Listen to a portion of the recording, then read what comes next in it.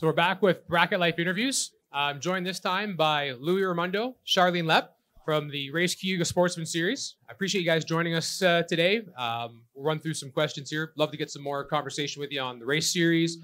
You're racing. You're both racers, which is a unique dynamic when it comes to the promotion side. As much as there's still a lot of promoter racers, it's an interesting one with what you guys have to deal with, right, and everything else. And forgive me, I'll throw it out there generically. Maybe as both of you can answer, because maybe the question is different. But I guess we'll back up. You run the RCSS. When did you guys start that? And like, how many years are we at now? I kind of forget. 8.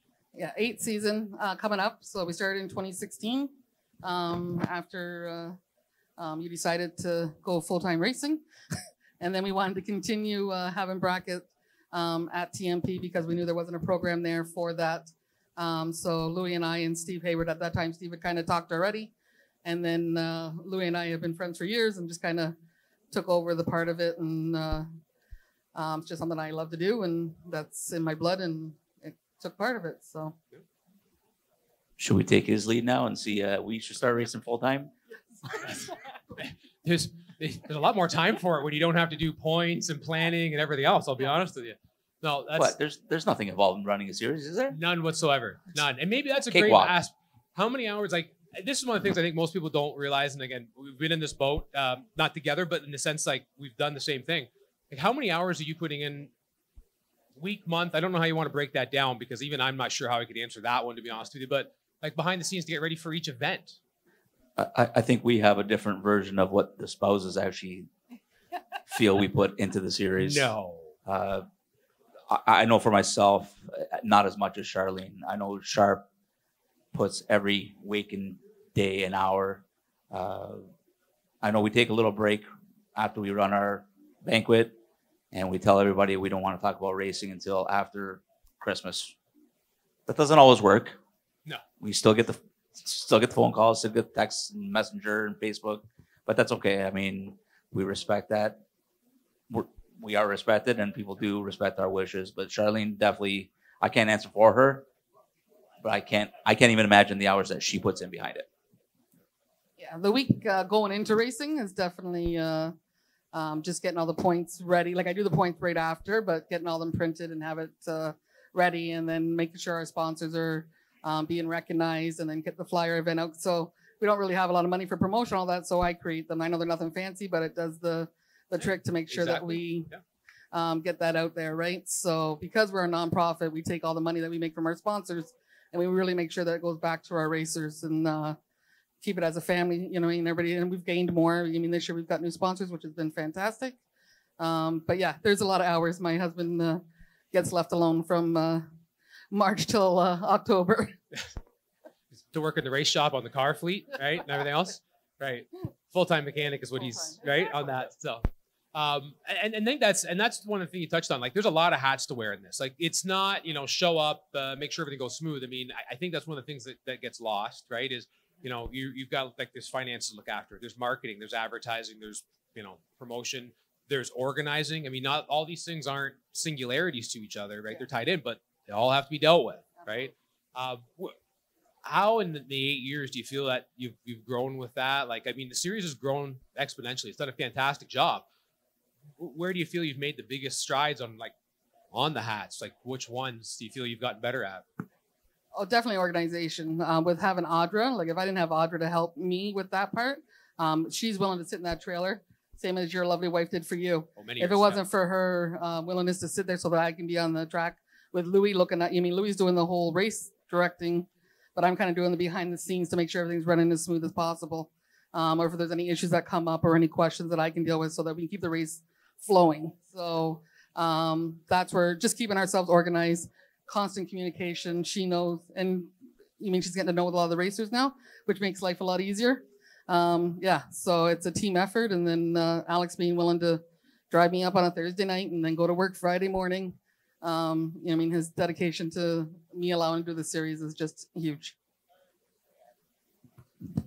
And the sheer growth of the series, the car count keeps growing year after year, and it just keeps us driven as well. So it just makes us look forward to year after year continuing this series.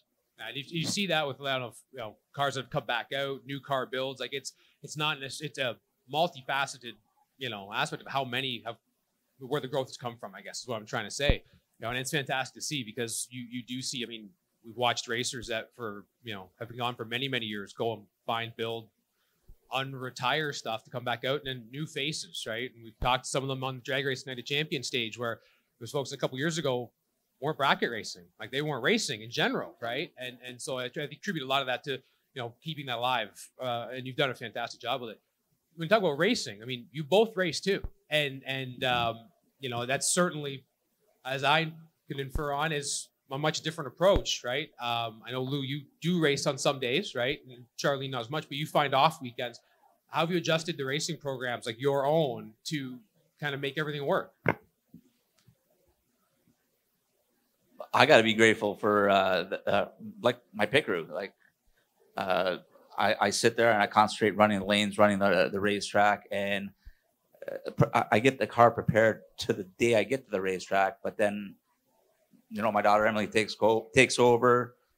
I don't have to worry about anything. I literally go down the track. I race the track. I come back. I drop off the car. She takes the car back to the pits, gets it ready for next round for me, and actually delivers it to me in the lanes for the next round.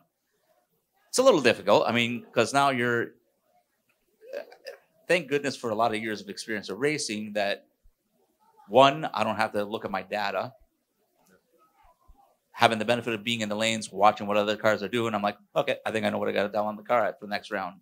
So that's a little bit of advantage to it. So I'm very grateful to having the crew that I have, and even like Dustin, like Charlene's family, they help me out too. If Emily's not there, or she's occupied with anybody else, they're there. They're working on the car. Alex always underneath the car, fixing things for me.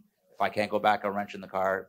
They got it covered, and it's like a professional race car driver at a low budget. I was gonna say this has a lot of similarities to that professional role, right? Just fly in, jump in the car. Make I could get used to it. Don't get me wrong. I just need the budget. Yeah. This is not going to stop as we move forward, regardless of the series and your participation in it, right?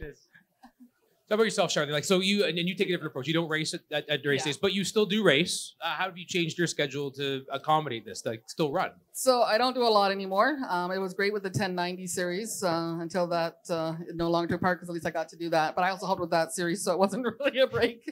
I was gonna say you were working that as much as anything else, right? Yeah, yeah. But at least I still got to race. Yeah. So no, I didn't. A couple of times I got to go out last year. This year, Louis not racing in Super Pro, so I'm going to race the Mustang in Super Pro this year so that he can. I just want somebody always in the lanes that's either him or me, just to keep that control. Yep. So the goal this year, if we're quarter mile, is I will race. If it's eighth mile, I won't. But if it's quarter, I'll race the Mustang, and then my nephew will race it in mod. Is he going to give the car up? He's had success in that car. Yeah, he'll share. He knows better. I was going to say, does he have a choice? I was just going to say, a bracket finals champion, right? There's a resume he's built in that car, but nonetheless, no, that's great to hear. That's great to hear. Because I know you've sacrificed a lot to be able to do the series, a lot of race weekends that, you've given up to be able to go, right? It's too hard to race, and Louis can speak. I mean, to keep that focus, you got to focus. You know what it's like. Or people you're in the car and people are walking up to you, and it's like, this ladder doesn't look right to me.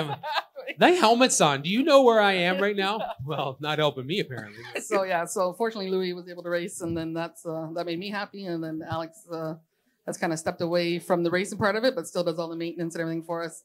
And then so that's about it.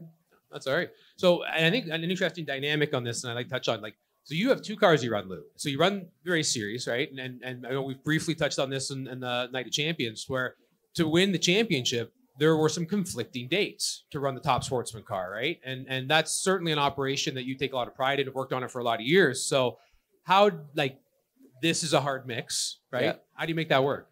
Well, I mean, we usually sit down at the beginning of every year and we work together actually with Paul Sri.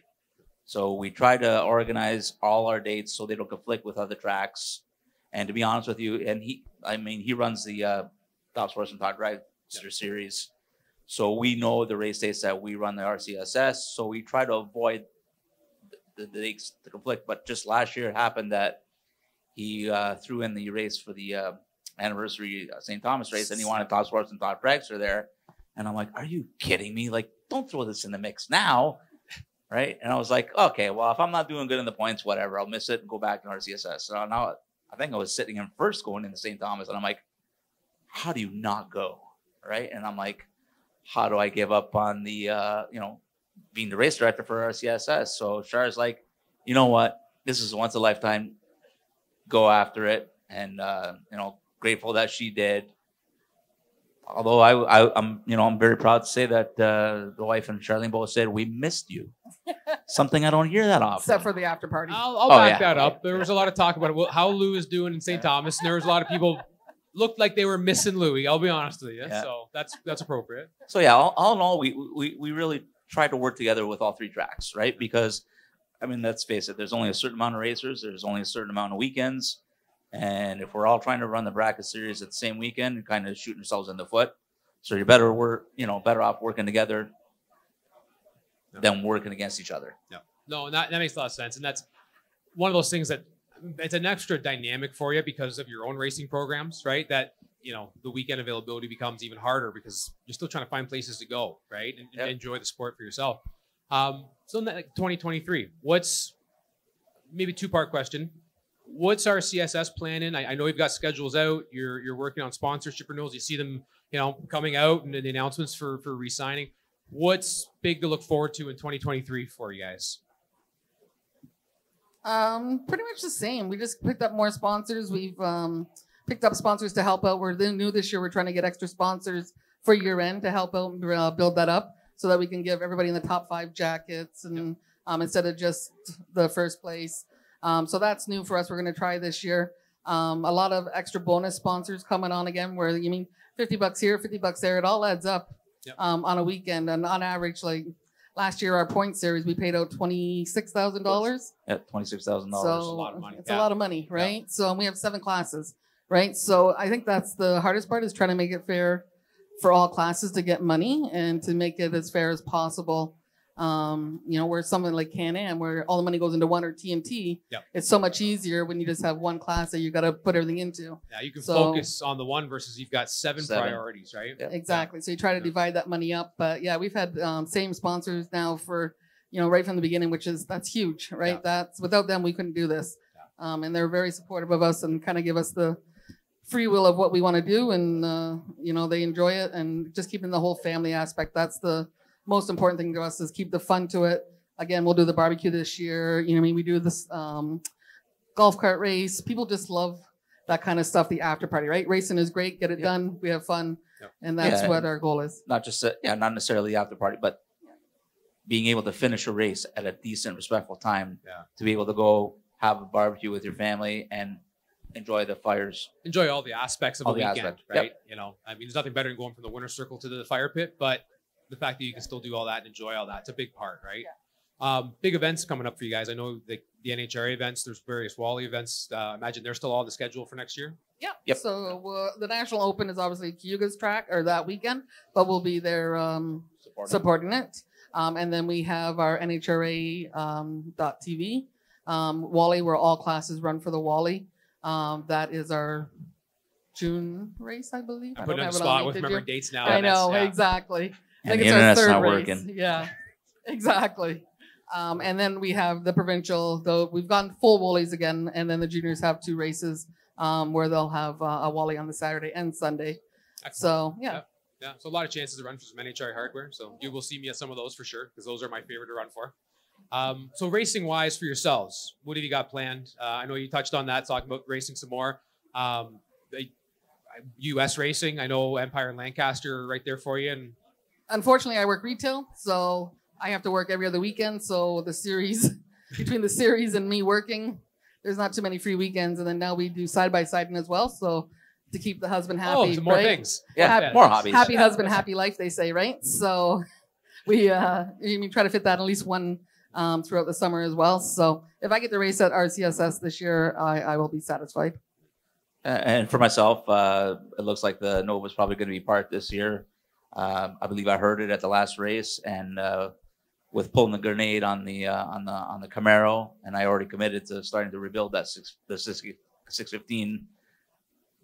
It's just not in the budget to rebuild 2 motors, so I'm like, I already started the Camaro, so we'll race the Top Sportsman car for another year, and hopefully we get the 615 back in time for the race season. If not, we're going to start the season with Becker's 598. Yeah, it's not like you don't have a motor to start it off. So the Pro Sportsman Series is what you're looking at, focusing on it. Yeah, so we'll run the 4 events through PSDS and entertaining the thoughts of supporting Bruce again at Empire for the July 1st and the August 15th weekends. Okay, yeah. So big top sportsman race in the U.S. there. Yeah, that would be fun. And that's a great track to go to. Like, we went down there on Labor Day. And Louis never been to Empire. Never been. No. Oh, okay. Are you in for a treat? I'll be honest I with keep you. hearing, so I'm looking forward to it. No, we were there at Labor Day, and I couldn't believe. I mean, before COVID, we went down. I mean, it was a fantastic facility. What they've done down there with it since then is just, it's stellar, right? So you will get spoiled fast down there, and they treat you like gold, right? Looking forward to it. All right. So I think what we'll do is, if it's okay, we'll move into some hot lap here. Jesus. Oh yeah. No one's free from. Where's this. that pass button? Yeah, exactly. No pass button here. It's We'll round robin and turns. it's hot lap, so don't miss the call. All right. Favorite winner circle beverage? Pepsi. Crown They go together too. on the rocks. No. Okay. Most underrated late night racetrack dinner option. Underrated. Oh, hot dogs. Cold hot dogs. Cold hot dogs? Oh my goodness. Okay. The go-to option, the one that no one ever thinks about, that's like the best thing you've ever had. Steak. Underrated? Steak is never underrated. Well, then I'll have to go with tube steak then. Yeah. Okay, valid point. Favorite Canadian drag racer, past or present?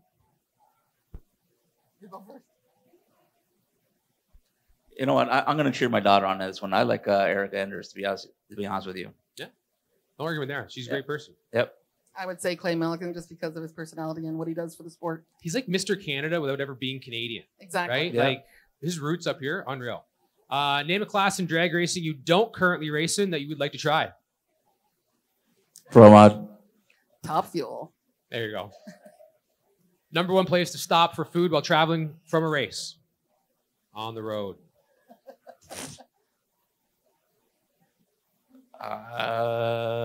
We don't ever stop. Cracker Barrel, whatever. Yeah, Cracker Barrels. Yeah, we'll have to go with Cracker Cracker Barrel. Barrel? You could say like cheese sandwich out of the fridge at a truck stop. Oh, Like, well, like, then any of these if are that's the accepted. case, nothing like a prosciutto, salami, and capogolo on a nice panini. I don't know what that is. All right. Would you rather win an NHRA World Championship or one of the OG $1 million bracket races? OG Million. OG. I don't think anyone's taking the championship. I feel like that's just going to be how it goes. Longest distance you've ever dragged a battery charger in the pits? All the way to the front. We were looking for feet as a contest, but Yeah. okay. I only got 5 feet. 5 feet? Yep, All about 5 well, feet. you're both on the board because the last guy said he hadn't done it yet. And I kind of call BS on Yeah, that, but I have no other exactly. info. All right. Favorite racing movie? I need a quote from it to prove you've seen it. Shake and bake, baby. That works. Not a clue. Nothing? No, No? nothing. All right. We have a watch list for the next RCSS movie There night you then go, for you. exactly. Okay. Not a bad idea. Now, I'm going to throw this out here because no box racing is where your background is, and this will be different for yourself. Best no box racer, I want to say ever, but you can take this any direction you want.